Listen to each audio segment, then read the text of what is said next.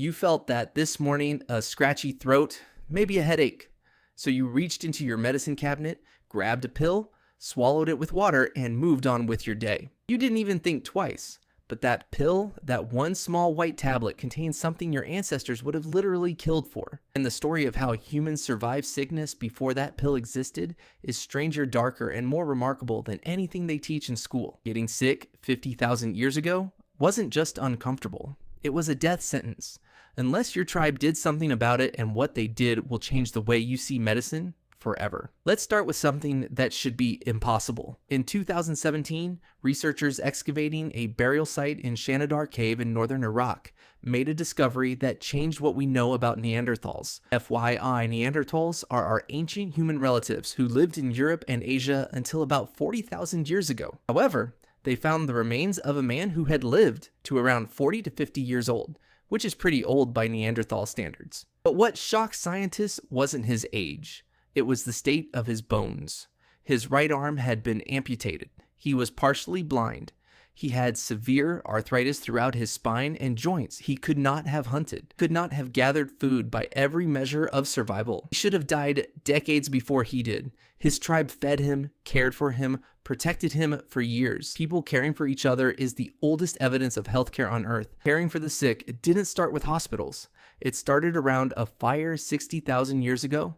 But care wasn't the only weapon they had. They had plants long before anyone understood bacteria or viruses or inflammation. Humans were learning through trial and error, through observation, through thousands of deaths which plants made you feel better and which ones killed you. The evidence is written in the archaeological record Ötzi the Iceman. 5,300-year-old mummy found frozen in the Alps was carrying a medical kit when he died. Inside, it were 2 pieces of birch polyps mushroom strung on a leather cord. For years, scientists didn't understand why. Then they analyzed the mushrooms. Birch polypore contains compounds with antibiotic and anti-inflammatory properties. Ötzi also had intestinal parasites, and the mushroom he carried has been shown in modern studies to have anti-parasitic effects. He wasn't carrying them as decoration, he was treating himself. Ötzi is only 5,300 years old. The relationship between humans and medicinal plants goes back much, much further. Archaeologists studying Neanderthal ancient dental plaque found traces of plants with no nutritional value at a site called Eladrone in Spain. Among them, yarrow and grounded, both of which have documented medicinal properties. The Neanderthals weren't eating them for calories, they were eating them because they worked. This was at least 50,000 years ago, and willow bark. Humans have been chewing willow bark for at least 3,500 years. Documented in ancient Egyptian medical papyri. The active compound in willow bark is salic. Your body converts salic into salicylic acid. In 1897, chemists at Bayer synthesized a stable version of that compound. They called it aspirin. The pill in your medicine cabinet is the same molecule. Your ancestors pulled off a tree, and now, here's where it gets darker when plants weren't enough. Ancient humans went further, much further. In 2018, researchers studying a Neolithic skull found in Spain made a discovery that shocked the medical world. The skull, which was around 5,000 years old, had been cut open, not by injury, by a human hand with a stone tool. It showed signs of healing, meaning the person survived. This practice is called trepanation. It's the oldest known surgical procedure in human history, and it has been found on every inhabited continent. Skulls with cut open holes, some healed, some not, have been found in Peru, France, Russia, China, and across Africa. The oldest examples are over 7,000 years old. What were they treating? Researchers believe it was used for severe headaches, seizures, mental illness, skull fractures, anything that seemed to involve the head. The idea that something inside the skull was causing the problem and that cutting it open might help was ancient humans reverse engineering, a problem they couldn't fully see, and the survival rate was not negligible.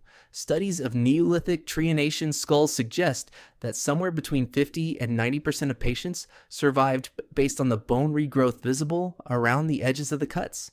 These weren't botched attempts, they were practice procedures passed down through generations, but there was someone in charge of all of this. Someone who knew which plants to use, how to cut a skull, and when to do which. The shaman, or healer, or medicine man, depending on the culture, was the most critical specialist in the group. Where a hunter's knowledge kept the tribe fed for a week, the shaman's knowledge could keep them alive for a generation. A 2021 study published in PLS One analyzed grave sites from the Natufian culture in the eastern Mediterranean, dating back roughly 12,000 years.